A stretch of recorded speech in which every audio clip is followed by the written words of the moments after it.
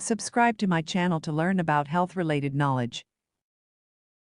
What I will talk about today is how to treat uterine fibroids efficiently and accurately. How to treat uterine fibroids efficiently and accurately for their own symptoms of uterine fibroids. Uterine fibroids are harmful to many, seriously affecting women's physical and mental health, and some can also cause infertility and bring a shadow to patients' families. Fully consider your own condition, and for the symptoms of uterine fibroids, under the guidance of a doctor, choose the most suitable method for treatment to avoid over-treatment or under-treatment. Treatment of uterine fibroids should be based on the patient's symptoms, which are generally divided into the following 3 situations.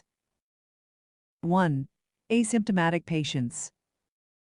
In this case, fibroids are generally relatively small, and surgery may not be considered, or even no treatment, but conservative treatment, observation, and regular follow-up are also acceptable. 2. Patients with obvious symptoms.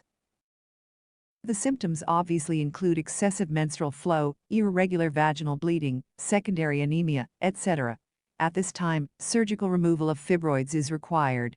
In addition, there are pain or urinary retention caused by fibroids enlargement and compression. Fibroids are larger than 3 months of pregnancy. There are pedicle fibroids under the mucous membrane, protruding from the cervix. Uterine fibroids affect normal sexual life. There are masses in the pelvic cavity, and the diagnosis is unknown. The scope of resection should depend on the specific condition, married, childbearing, and women over 45 years of age. 3. Patients with severe symptoms. If the fibroids have filled the entire uterus, the patient has multiple symptoms, or the fibroids show signs of malignancy, total hysterectomy can be used. Young women who are unmarried or married but have not given birth should be cautious and deal with them if they request to keep the uterus. Understand the specific situation of the treatment of uterine fibroids.